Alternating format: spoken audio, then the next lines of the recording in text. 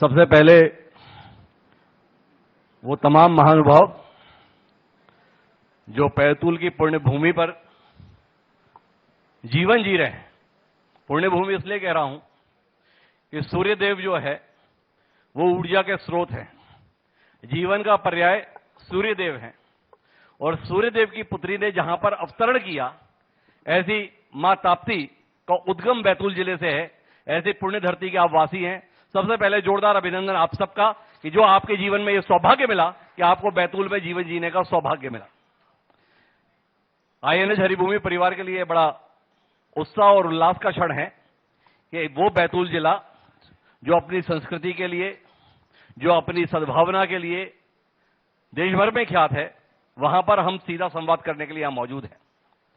और राजनीतिक दलों की सीमाओं से परे सभी दलों के लोगों को एक छत के नीचे संजोने का प्रयास है और बैतूल कहां है और आने वाले समय में इसे कहां होना चाहिए, इस पर खुलकर बात करें।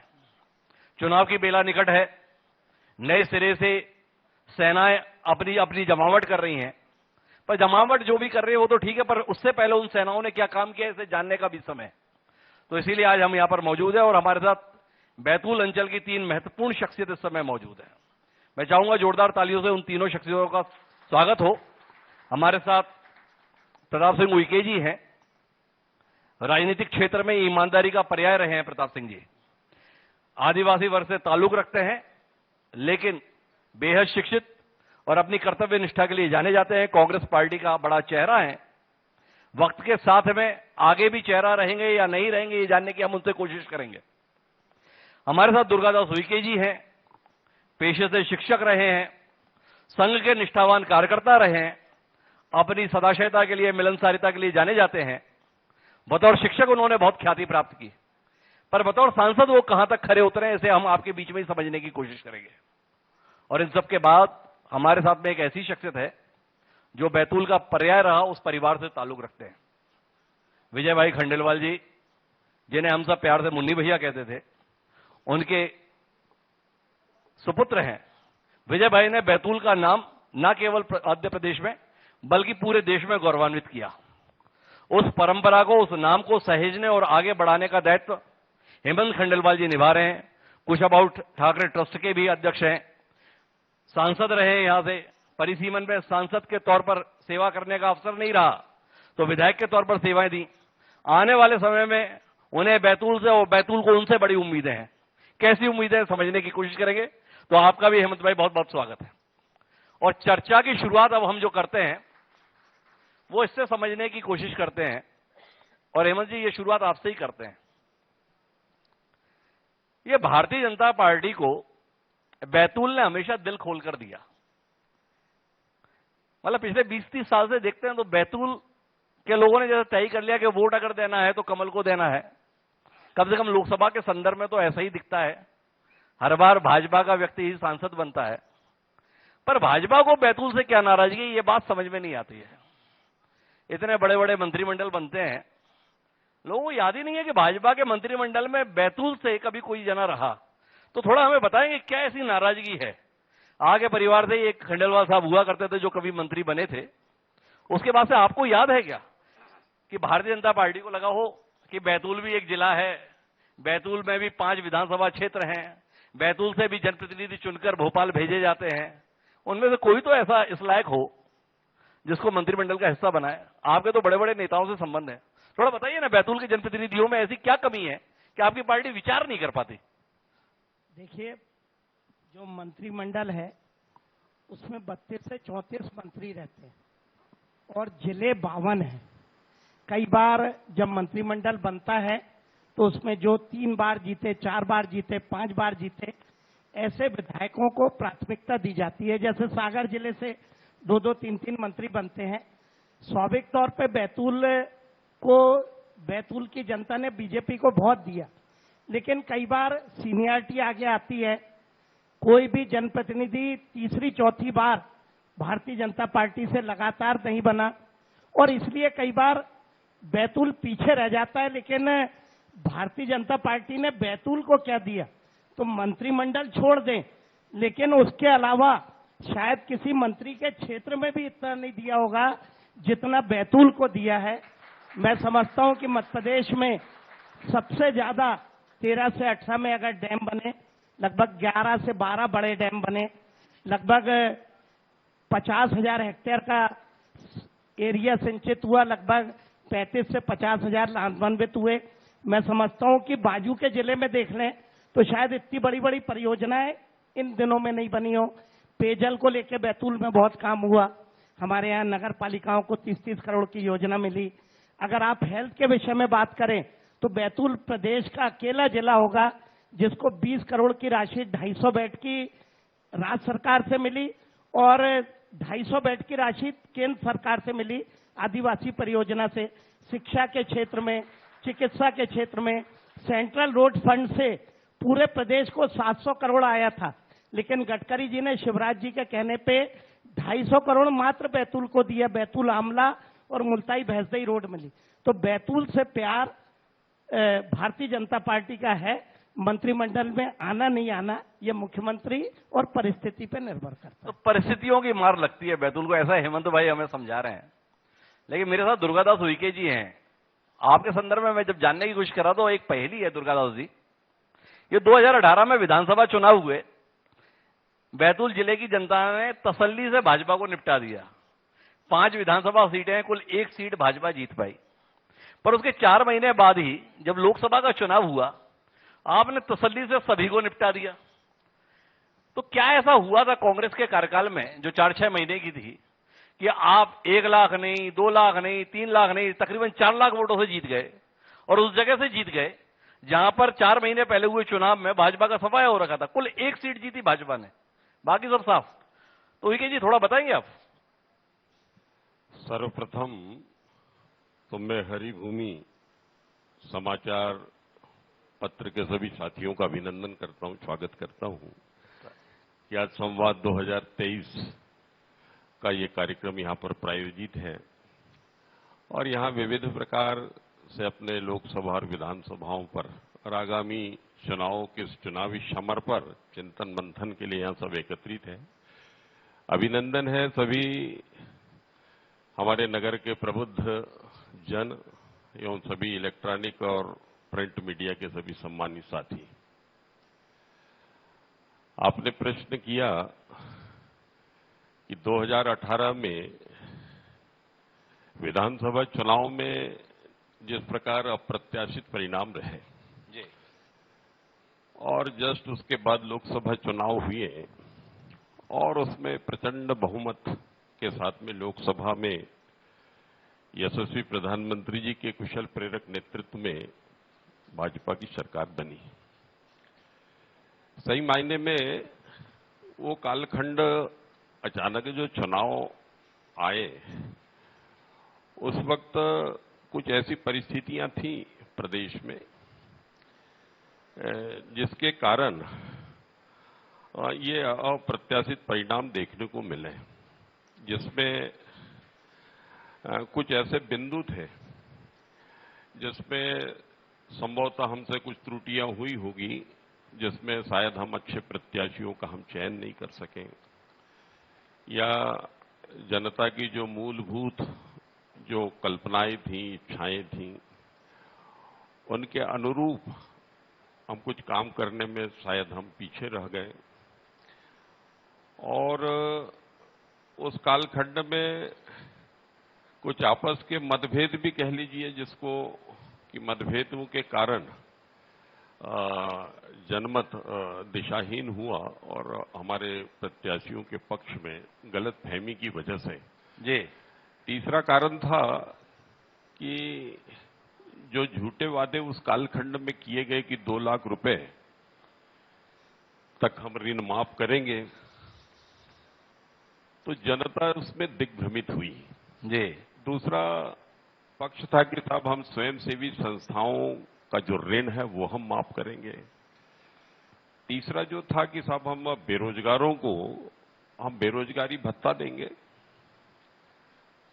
हम जो वृद्धावस्था पेंशन है, परित्यक्ता है, अविवाहित है, दिव्यांग पेंशन है, उसको हम बढ़ाएंगे। इस तरह से कुछ झूठे वादे जो समाज में प्रचलित हुए और उससे जनता दिग्भ्रमित हुई। हमारे कार्यों में कोई दिक्कत नहीं थी। यशस्वी मुख्यमंत्री जी के प्रखर नेतृत्व में 2004 के बाद में मध्य प्रदेश बीमारू राज्य से निकलकर स्वर्णिम मध्य प्रदेश बनने की दिशा में शनय शनय अग्रसर था जी। किंतु कुछ ये लोक लुभावन झूठे वादों की वजह से जनता दिग्भ्रमित हुई और ये अप्रत्याशित परिणाम प्राप्त हुए। एक बात बताइए, ये स्वर्णिम मध्य प्रदेश कौन सा स्वर्णिम मध्य प्रदेश है? ये हम कल रात में आ रहे थे भोपाल से बैतूल, बताते हैं यहां पे तो सड़कें बेहतरीन बन गई, पर बैतूल और भोपाल से जुड़ने वाली सड़क कितने दशक बाद ठीक हो जाएगी, इसके संदर्भ में उत्तर मिले आपसे तो लोग गौरवान्वित हों। देखिए, लगातार एक सांसद होने के नाते सड़क के जितने कॉन्ट्रैक्टर्स हैं, अधिकारी हैं, उनके जीवन संपर्क में हूं, किंतु उस पर जब भी आपत्तियां लगी हैं, वो स्वयंसेवी संस्थाओं ने वन विभाग से लेकर अलग अलग तरीके से इस सड़क के निर्माण कार्य में बाधाएं डाली गई जी। हमारे केंद्र सरकार या राज्य सरकार की ओर से किसी प्रकार की कोई उसमें दिक्कतें नहीं रही, किंतु बार बार उच्च न्यायालय में याचिकाएं प्रस्तुत करके उस कार्य को अवरुद्ध किया गया। और मैं लगातार ये समझिए कि साप्ताहिक पाक्षिक मेरा संवाद संबंधित अधिकारियों से निरंतर होता रहा। अनेक बार जो कॉन्ट्रैक्टर्स हैं वो बदले गए और अभी काम जो है बहुत द्रुत गति से चल रहा है। एक बार बताइए सांसद जी, ये छिंदवाड़ा से भोपाल की सड़क एकदम टनाटन बन जाती है और बैतूल से भोपाल की सड़क बीच बीच में खड्डों में आ जाती है, ये कमाल कैसे होता है?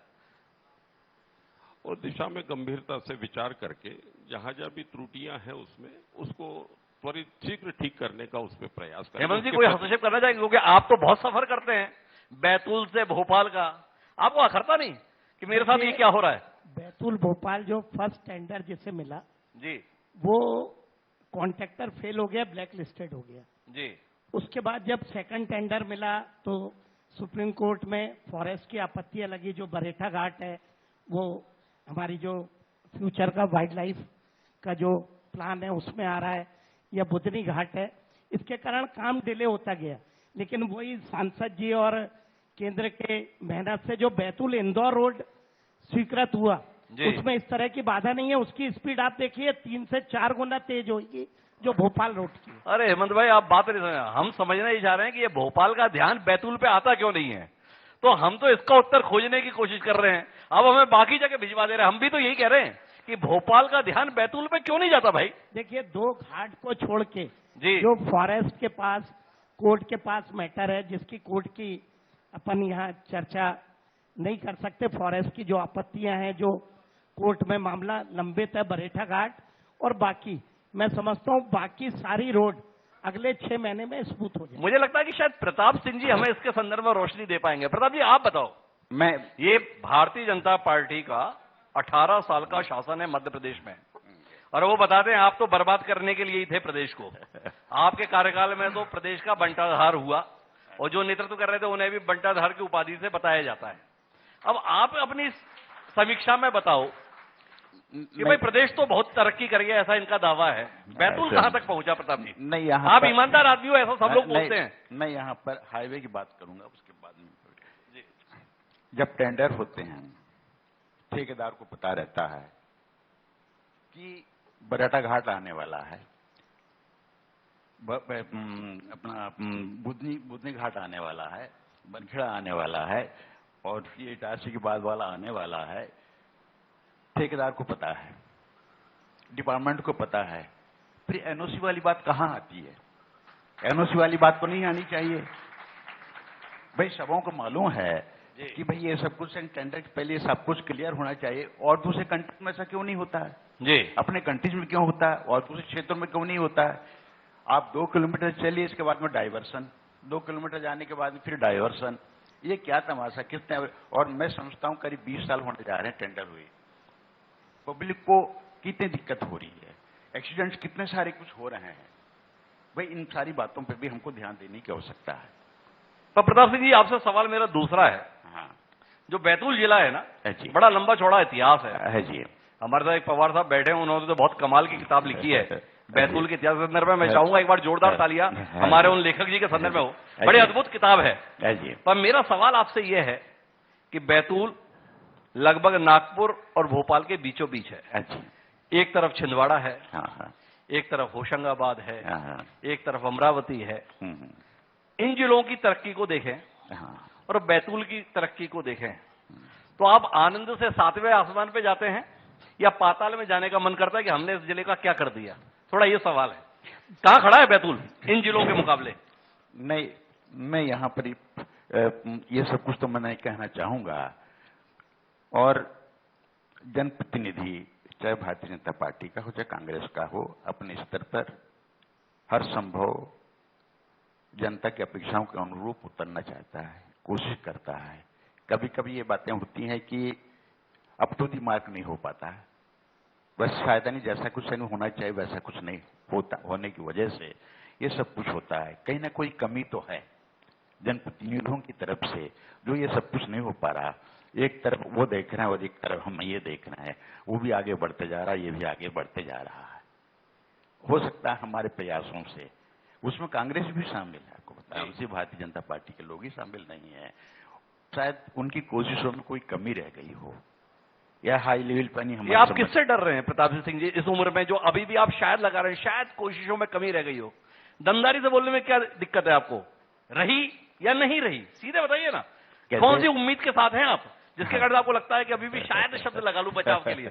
नहीं, मैं ये अंडरस्टूड नहीं है, मैं ये नहीं मानता, आप भले ही समझ रहे हैं, लेकिन ऐसा है कि नहीं, मैंने अभी आपसे बैठ के ही आपसे बात चर्चा की कि ऐसा है कि इसमें बहुत सारी बातें होती हैं कि हम अपनी तरफ से कोशिश तो करते हैं, लेकिन ऐसा है कि शार्ट पीरियड में सारा कुछ आप नहीं कर सकते हो। अच्छा प्रताप जी, एक सवाल और। हाँ, 2018 में बैतूल की जनता ने कांग्रेस पे बड़ा भरोसा किया विधानसभा चुनाव में। है जी, 4-4 सीटें जीता के दी। हाँ। ये 4.5 साल में उस भरोसे का आप लोगों ने क्या किया, इसके संदर्भ में थोड़ा बताइए ना। वो सब कुछ इस पर निर्भर करता है कि नहीं हम क्या सोचते हैं, क्या करना चाहते हैं, हमारे विजन क्या है, हमारा दृष्टिकोण क्या है, और हम उसको कितना कुछ कर पाते हैं। और फिर कांग्रेस को मात्र 14 महीने मिले थे, बाकी का जो समय था उसमें हम करना चाहते हैं, तब फिर हमको उस समय मिला ही नहीं, शायद उसकी वजह से सारा कुछ हो रहा है। तो प्रताप सिंह जी बता रहे हैं कि करना तो हम बहुत कुछ चाहते थे, बस यहीं पे रुक गए हैं। एक बार जोरदार तालियां इस सत्य के लिए। और ये तो जरूर है कि जो कुछ भी है सामने ग्राउंड लेवल पर वो हम देख रहे हैं। अच्छा, लेकिन मैं हेमंत जी आपके पास आता हूं, कोशिश बहुत करते हैं हम, कुछ ना कुछ किया भी। ये कैसा किया? ये लोग बैतूल के लोगों से बात कर रहा था, बताया कि 1 हफ्ते पहले बारिश हुई, बैतूल शहर में गंज के पास का कोई ब्रिज है, उसमें इतना पानी भर गया कि 2 आदमी बह गए। थोड़ा आप बताएंगे कि जिस शहर में आप लोग रहते हैं, जिस शहर से हेमंत खंडेलवाल जी प्रदेश में अपनी हनक का एहसास कराते हैं, उस बैतूल में एक 4-6 घंटे की बारिश भी बर्दाश्त करने का सामर्थ्य नहीं है, ये कैसे हो जाता है? देखिए, अंडरब्रिज बना, पहले अंडरब्रिज नहीं था, वो रोड उससे जाती थी, शायद उस रात को पानी बहुत गिरा, रेलिंग नहीं थी और गाड़ी अनियंत्रित थी, वो एक दुर्घटना है। लेकिन उससे हम इस चीज का एहसास कैसे नहीं कर सकते कि बैतूल में बरसों से अंडरब्रिज नहीं बना था, वो बना। बैतूल में इंडस्ट्रियल एरिया का अंडरब्रिज नहीं था, वो बना। दुर्घटना और विकास दोनों अलग अलग चीजें हैं। वो क्षणिक भूल विभाग की या व्यक्ति की हो सकती है, उसको हम विकास से ना जोड़ें, उसे भूल के तौर पर देखें, उसे विकास से न जोड़ें। बैतूल एक प्रमुख शहर है, और प्रमुख शहर की सड़क पर लोग बारिश में बह जाएं, जान गंवाने लगे। हेमंत भाई, आपको वाकई लगता है इसको जो है हमें गंभीरता से नहीं लेना चाहिए? नहीं, निश्चित तौर पे रहना चाहिए, लेकिन वो जो इंसिडेंट हुआ वहां पे पहली बार ऐसा इंसिडेंट हुआ, शायद वहां पे कभी किसी ने पानी का भी एहसास नहीं किया। सांसद जी शाम को ही गए और रेलवे का काम है रेलिंग के लिए कहा, लेकिन मैं आपको बता रहा हूं, रेलिंग की चूक या गाड़ी चलाने वाले की चूक एक अलग परिस्थिति है जिसकी चर्चा अपन यहां नहीं कर सकते, लेकिन उसका विकास से लेना देना नहीं है। विकास तो होता है और थोड़ी बहुत चूक उसमें। अच्छा, अपन उसकी चर्चा नहीं करते, पर प्रताप सिंह जी ने जो कहा उसकी तो चर्चा कर सकते हैं ना। प्रताप सिंह जी ने बताया कि भाई हमारे 4 विधायक जी थे, करना तो हम बहुत कुछ चाहते थे, पर अब 14 महीने ही हमारी सरकार रही, उसके बाद 3.5 साल से तो आपकी सरकार है। तो कौन कौन से काम अटका दिया आपने जो ये करना चाहते थे इन 3.5 साल में? सब देखिए, जनप्रतिनिधि अपने आप में बहुत ताकतवर होता है, उसको अपने उसके अधिकार होते हैं, उसके पावर होते हैं, उसके पास विधानसभा होती है, लोकसभा होती है, वो कोई भी मांग को आगे बढ़ा सकता है, उसके लिए आंदोलन कर सकता है, उसके लिए ज्ञापन कर सकता है, लगातार सरकार को इस बात के लिए बाध्य कर सकता है कि ये काम किए जाए। और जब चुनाव होता है तो हम कभी भी ये बोल के वोट नहीं मिलते कि भैया समझ लेना मेरी सरकार आई तो ही काम करूंगा, नहीं आई तो नहीं करूंगा। आप वोट मांगते हैं कि 5 साल मुझे देखो, मैं पिछले वाले से और ज्यादा काम करके बताऊंगा, चाहे मैं हूं चाहे कोई और। कोई भी व्यक्ति ये नहीं बोलता कि मेरी सरकार नहीं आएगी तो मैं नहीं करूंगा। तो इसलिए ये सवाल बेमानी है। परिस्थितियां होती हैं कि अगर किसी की सरकार रहती है तो कुछ ज्यादा पॉजिटिव वो रहता है, लेकिन नहीं भी क्या हुआ? मैं जब सांसद था तो केंद्र में कांग्रेस की सरकार थी, मैंने अर्जुन सिंह जी से समय मांगा कि मैंने कहा साहब बैतूल आदिवासी एरिया है, आपका पसंदीदा जिला है, बोले बिल्कुल होना चाहिए। उन्होंने सेंट्रल स्कूल दिया। तो अगर हम मांग करें तो क्यों नहीं कोई बात करता। हमारे शिवराज जी तो हमारा ख्याल जितना रखते हैं उतना दूसरों का भी रखते हैं। इसलिए यही तो लोगों की शिकायत रहती है, जितना हेमंत जी का ध्यान रखते उतना किसी का नहीं रखते हैं। लेकिन बहरहाल मैं दुर्गादास उइके जी आपके पास आना चाहता हूं और आपसे जानना चाहता हूं कि आप थोड़ा रोशनी डाल सकते हैं, क्योंकि हेमंत भाई ने बता दिया जनप्रतिनिधि चाहे तो क्या नहीं करा सकता है। तो ये 4 साल में आपने क्या ऐसा करा दिया है कि जब अभी भारतीय जनता पार्टी विधानसभा चुनाव में जाएगी तो आपकी मेहनत उसके काम आएगी? पिछली बार थोड़ी कसर रह गई, अब अगर बैतूल से वो कसर पूरी हो जाती तो इस तरीके की स्थितियों से प्रदेश को नहीं गुजरना पड़ता। तो अब की बार आपने ऐसा क्या किया है कि बैतूल को लेकर भाजपा को कोई उम्मीद रहे और इन लोगों का मन रहे भाजपा को वोट देने का? देखिए, 2013 के पहले का भारत जी और 2014 के बाद का भारत, आप दोनों में तुलनात्मक अध्ययन आप करेंगे तो ध्यान में आएगा कि 2013 के पहले लगभग कांग्रेस ने 62 वर्षों तक देश में शासन किया और 2014 के बाद में ये 9 वर्षीय कार्यकाल यशस्वी प्रधानमंत्री जी के नेतृत्व में, इस कालखंड में लगभग क्या है कि 2 वर्षों तक कोविड का काल आया, इससे पूरा विश्व प्रभावित रहा। इन 2 वर्षों में खासतौर से सांसदों को 2 वर्षों तक किसी प्रकार की कोई निधि, किसी विकास कार्यों की प्राप्त नहीं हुई और इन 2 वर्षों का जो कार्यकाल है ये प्राकृतिक प्रकोप की वजह से ये टोटली व्यक्ति के जीवन को बचाने से लेकर सारे राष्ट्रीय संसाधन इसी दिशा में लगे रहे। किंतु इन 2 वर्षों में 2013 से के बाद में आप देखेंगे कि विविध क्षेत्र, उसमें राष्ट्रीय परिप्रेक्ष्य में उसको देखने की आवश्यकता है। तो आप देखेंगे कि देश के अंदर जिस तरीके से सड़कों का जाल बिछा है, मजरोड टोलों में, गांव-गांव में, ये इतनी बड़ी उपलब्धि है जिसकी वजह से कृषि उत्पाद से लेकर उनको सर्वश्रेष्ठ बाजार उनके उत्पादों को मिला। दुर्गा जी, मैं माफी के साथ बीच में रोकता हूं। क्या है, मोदी जी के संदर्भ में बताने के लिए तो वैसे भी आपने पिछले 1 महीने से इतनी मेहनत कर ली है, हम सब गले तक भरे हुए हैं। अभी तो आप बैतूल के संदर्भ में अपनी भूमिका बताओ। मोदी जी ने तो क्या कमाल किया है, ये सबकी जानकारी में। क्यों भाई, सबकी जानकारी में है कि नहीं है? तो लोग यहां पर दुर्गादास उइके जी का काम जानने के लिए बैठे हैं। दुर्गादास जी, ये बताएं कि बैतूल की जनता ने जो आपको तकरीबन 4 लाख वोटों से जिताया था, तो इन 4 साल में हर साल का 1 लाख वोट माने तो क्या क्या आप कर पाए जो आपके समय पर ही हो पाया है? ऐसी कोई रोशनी आप डाल सकते हैं?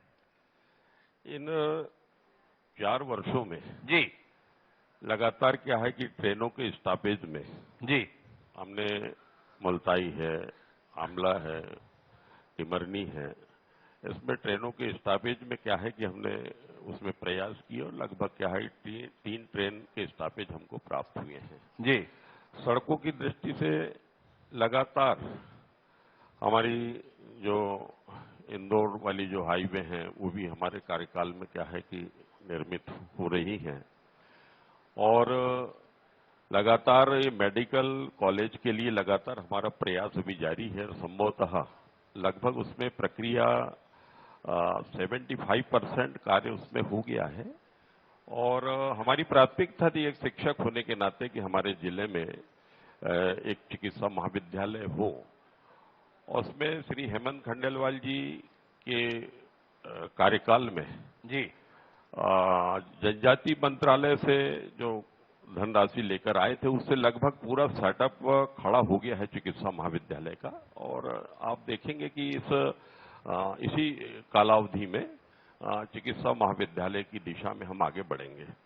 दूसरा हमारा महत्वपूर्ण जो लक्ष्य है कि हमारे यहाँ कृषि महाविद्यालय हो, उसके लिए भी लगभग हमने पूरा प्रयास जो लिखित में जो डीपीआर इत्यादि निर्मित करना चाहिए था वो हमने लगभग तैयार किया है और आशा है और पूरा प्रयास करेंगे कि हमारे जिले में जो कृषि प्रधान हमारा जिला है इसमें कृषि महाविद्यालय के रूप में भी हमारे जिले को उपलब्धि मिले।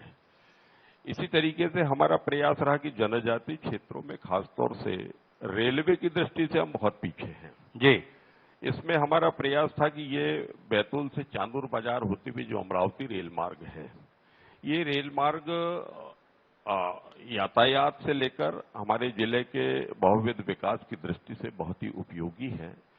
इसके लिए भी लगातार प्रयास जारी है और मुझे उम्मीद है कि हम उसमें काफी आगे बढ़े हैं और उस पे सर्वे इत्यादि का काम अभी प्रथम चरण में संपन्न हुआ है। इसी तरीके से हमारा प्रयास है कि बैतूल से एक रेलवे लाइन हमारे ये बहुत बड़ा भीमपुर क्षेत्र का जो हमारा भूभाग है जो रेलवे से वंचित है जनजाति क्षेत्र भीमपुर से होते हुए चिचोली बैतूल चिचोली भीमपुर होते हुए सीधा बुरहानपुर तक ये रेलवे लाइन ये बिछे ताकि रेलवे की दृष्टि से हमारा जिला क्या है कि संपन्न हो सके। तो कुल मिला के प्रयास बहुत कर रहे हैं डीडी उइके साहब। अब मैं आखिरी बातचीत पे आ रहा हूं, फिर आपके बीच में हमारे प्रतिनिधि पहुंचेंगे। अगर आपके जहन में कोई सवाल हो हेमंत जी से, उइके जी से या प्रताप जी से तो आप पूछ सकते हैं। पर हेमंत जी मैं जानना ही चाहता हूं कि अभी स्वर्णिम काल चल रहा है, हर दिन कोई नई घोषणा हो रही है, हर दिन कोई ना कोई स्वीकृति हो रही है, हर दिन कोई ना कोई लोकार्पण हो रहा है। क्या आपको नहीं लगता है ये सही मौका है? ये जो उइके जी बता रहे हैं मेडिकल कॉलेज बस होने वाला है, एग्रीकल्चर कॉलेज बस होने वाला है, रेलवे लाइन बस होने वाली है, क्या उम्मीद करें इन 3 महीने में फीते कटवा देंगे आप? देखिए 70 साल में तो बातचीत भी नहीं शुरू हुई जी। अगर थर्ड ट्रैक की सर्वे हो रही है तो आप भी समझते हैं कि ये एक डिफिकल्ट काम है। दूसरा मेडिकल कॉलेज में मैं बताऊं कि जो केंद्र की सोच है, जो राज्य की सोच है, हर 3 जिले के बीच में फर्स्ट स्टेप पे मेडिकल कॉलेज होना चाहिए। हमारे बाजू में छिंदवाड़ा हो गया, हमारे से बड़े जिले हैं दोनों, खंडवा हो गया, होशंगाबाद भोपाल पे डिपेंड है। इसलिए इंडिविजुअल जिले में जब मेडिकल कॉलेज होगा उस लक्ष्य के कारण में हमारा जिला पीछे जा रहा है। इसलिए हमने लगभग 550 बेड का हॉस्पिटल जो मेडिकल कॉलेज बनने के बाद होता उसे हमने विभिन्न योजनाओं में पहले ही बना लिया। अब सिर्फ सरकार को घोषणा भर कर दी है, 15 एकड़ लैंड 10 एकड़ लैंड की जरूरत है। हमारा 550 बेड का हॉस्पिटल बना हुआ है, उसमें मेडिकल कॉलेज की तरह जो बिल्डिंग बनना चाहिए उसी हिसाब से बनी हुई है। तो जब तक हम ये ठोस काम नहीं करेंगे, जब तक हम कैसे उम्मीद करेंगे कि हम ये सब काम कर पाएंगे? अब आपने खुद ही बोला बस घोषणा होनी है, तो मेरा भी तो सवाल यही था ना, इससे अच्छा मौका नहीं आता। आप देखो सरकार जो है पिछले 3 महीने से जिस तरीके से धनाधर घोषणाएं कर रही है, तो मौका है कि आपको नहीं लगता है इस मौके पे आपको चौका लगा देना चाहिए? नहीं, बिल्कुल आप जो सोच रहे हैं और कुछ बातचीत सांसद जी के नेतृत्व में हमारे विधायक जी हम लोगों ने बात की है, लेकिन घोषणा का अधिकार मुख्यमंत्री को है। और इसलिए आप निश्चित मानिए अगर पिछले कार्यकाल में हमने डैमों की सौगात दी, पेयजल योजनाओं की दी, हॉस्पिटल की दी, हमने हर वो काम किया जिसकी जनता उम्मीद करती थी, तो ये विश्वास मानिए कि जनता जो उम्मीद कर रही है ऐसे काम बैतूल में फिर घोषित होंगे और आएंगे, जिससे जनता का विश्वास फिर से बने। तो हेमंत जी का कहना है कि भाई घोषणा करने का अधिकार मुख्यमंत्री जी का है। तो हेमंत जी को, उइके जी को और कांग्रेस के भी जो विधायक हैं, उनको आपकी तालियों से ऐसा समर्थन मिले कि यहां से उठ के सीधे भोपाल जाएं कि भाई हमारे यहां के लिए घोषणा कीजिए। एक बार जोरदार तालियां। और अब सत्र आप लोगों के साथ संबोधित करने का मेरा केवल एक सवाल प्रताप जी से है। प्रताप जी, आपकी पार्टी को लेकर क्या उम्मीद करें? हमने उइके जी से तो पूछ लिया भाई आपने क्या काम किया, उन्होंने अपने प्रयास बता दिए। आपसे जानना यह है कि ये 4 साल में 4 कांग्रेस के विधायकों ने कोई 4 काम ऐसे किए जिसके आधार पर आपको लगता है कि हम अपनी कहानी दोहरा लेंगे? क्या वो तो बता ही देंगे, पर आप पार्टी के इतने बड़े नेता हैं, आपको भी तो पता होगा यार हमारे विधायकों ने ये काम करके दिया। नहीं, पहली बात तो ये है कि हिंदुस्तान में हर सप्ताह एक यूनिवर्सिटी खुल रही है जी।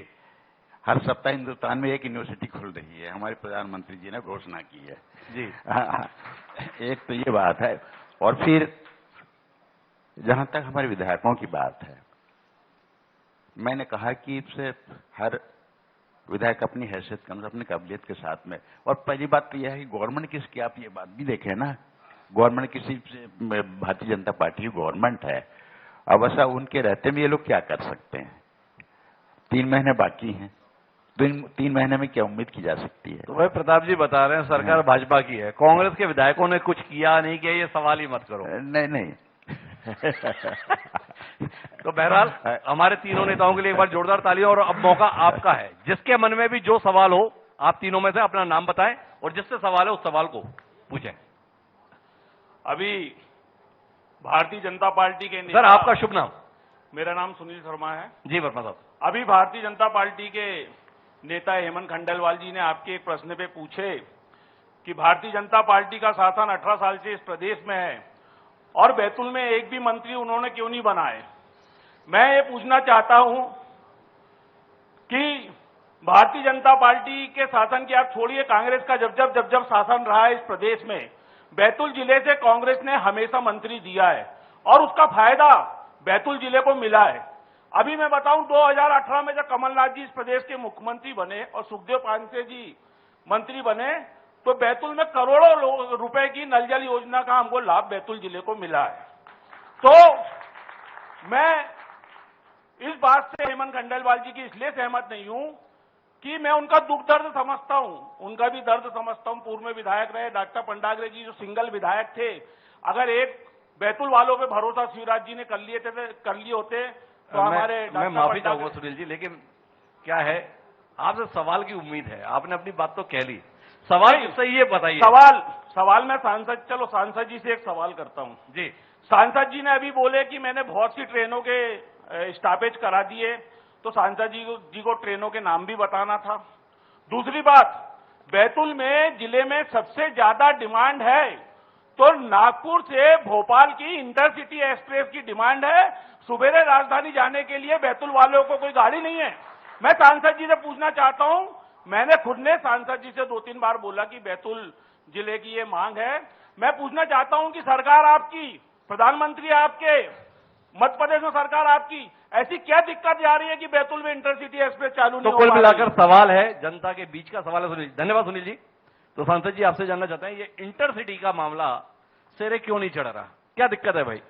इस विषय में केंद्रीय मंत्री श्री वैष्णव जी के पास ये विषय मैंने रखा जी।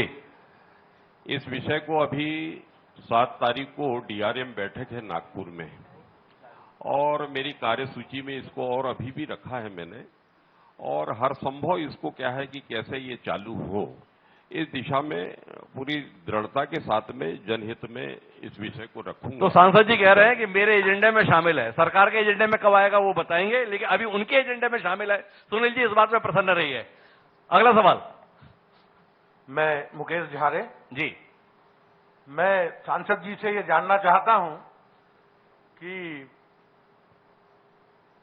बेरोजगारों के लिए 32-33 साल से बैतूल जिले में भारतीय जनता पार्टी का सांसद है, बेरोजगारों के लिए ऐसे कितने उद्योग उन्होंने यहां पर लाए हैं, वो बताने की कृपा करेंगे। बेरोजगारों के कल्याण के लिए क्या कुछ हो पाया सांसद जी? देखिए, बेरोजगारों की समस्या के निराकरण के लिए अनुराग जी पीछे की तरफ देखिएगा। खासतौर से अभी हमारा ये आमला में 315 एकड़ जमीन है रेलवे की। उसके लिए व्यक्तिगत रूप से एक पहल हमारी चल रही है कि वो 315 एकड़ जमीन पे जो अतिक्रमण कर रहे हैं लोग, मैंने केंद्र और संबंधित अधिकारियों के ध्यान में मैंने इस विषय को लाया और उस पे भी क्या है कि एक छोटी मोटी एक इंडस्ट्री बनने की दिशा में उसमें काम चल रहा है। दूसरा, अभी जैसे सारणी में ऐसे 3 स्पॉट चयन किए गए हैं। आज समाचार पत्र में भी आया है। ये 3 स्थानों में क्या है कि हमारी छोटी छोटी जो लघु इकाइयां हैं औद्योगिक, और उसको प्रारंभ करने की दिशा में भी क्या है कि पहल चल रही है। और ये लगातार ये प्रयास है कि जो हमारे यहाँ पे जो कच्चा माल उत्पादित होता है, जैसे वन उपज ले लीजिए, वन उपजों की दृष्टि से भी हम सोच रहे हैं कि हमारे यहाँ पर इस दिशा में कुछ काम हो। दिक्कत है दुर्गादास जी, आप थोड़ा सवाल को समझिए। उन्होंने ये बताया कि भाई